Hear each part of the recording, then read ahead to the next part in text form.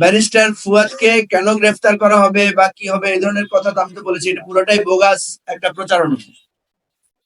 এবং আপনি বুঝতে পারেন না কেন আমি বুঝলাম না, কারণ আমি তো স্পষ্ট করে বললাম যে ব্যারিস্টার ফুয়াদের একটা পুরাতন বক্তব্য গত বছরের 5ই আগস্ট, সেই আগস্টের একটা বক্তব্যকে পরিকল্পিতভাবে বিভিন্ন জায়গায় ইনবক্সে পাঠিয়ে একটা উত্তেজনা তৈরি করা হয়েছে, এজ ইফ ব্যারিস্টার ফুয়াদ এখন বলছেন যে উনি ক্যান্টনমেন্ট উড়িয়ে দেওয়ার আহ্বান জানাচ্ছেন।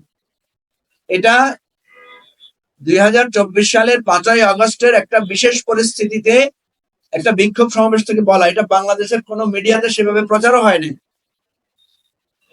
অথচ সেরকম একটা ফুটেজকে এখন এনে এটা এখনকার বক্তব্য বলে প্রচার করা হচ্ছে, এবং আমি দেখেছি অনেক রাজনীতিবিদ এটাকে এখনকার বক্তব্য ধরে নিয়ে আমাদের কাছে জানতে চেয়েছেন। আপনারা ভালো করে তাকালে দেখবেন ওখানে কিন্তু পাশে অ্যাডভোকেট তাজুল ইসলাম দাঁড়ানো আছেন, যিনি chief prosecutor of the international crime tribunal. উনি তো আমাদের দল থেকে পদত্যাগ করেছেন প্রায় আজকে 8 মাস 9 মাস হয়ে গেছে, সরি প্রায় 6 মাসের মতো হয়ে গেছে। তাহলে উনি ওখানে দাঁড়ায় বক্তৃতা দিলেন কিভাবে? এটা তো বোঝা যাচ্ছে এটা অনেক পুরানো। এবং সেখানে আমি নাই। কেন নাই আমি?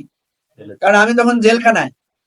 তো এই ছবিটা, ফুটেজটা আপনারা এটার রিয়েল জায়গাটা খুঁজলে আপনারা পেয়ে যাবেন। সুতরাং এটা একটা মিথ্যা প্রোপাগান্ডা, এটা একটা অযথা উত্তেজনা সৃষ্টি করার চেষ্টা এবং ভয়ভীতি প্রদর্শনের চেষ্টা। এই জন্যই আমরা আজকে সংবাদ সম্মেলনের মাধ্যমে আপনাদের কাছে সেটা ক্লিয়ার করলাম। আইনি আশ্রয় নিয়েছেন কিনা বা নেবেন কিনা?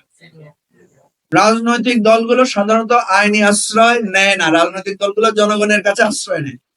আমরা জনগণের, কালকে রাত্রে আমাকে অনেকে বলেছে যে ফুয়াদকে যদি গ্রেফতার করা হয় তাহলে আমরা রাজপথে নামতে চাই। ঢাকা বিশ্ববিদ্যালয় থেকে, বিভিন্ন কলেজ থেকে, ইভেন নারায়ণগঞ্জ থেকেও আমাকে একজন ফোন করে বলেছেন যে আমরা ঢাকার দিকে মার্চ করতে চাই। তাহলে দেখেন এই ধরনের একটা বিভ্রান্তিকর তথ্য দিয়ে মানুষের মধ্যে উত্তেজনা তৈরি করা হচ্ছে।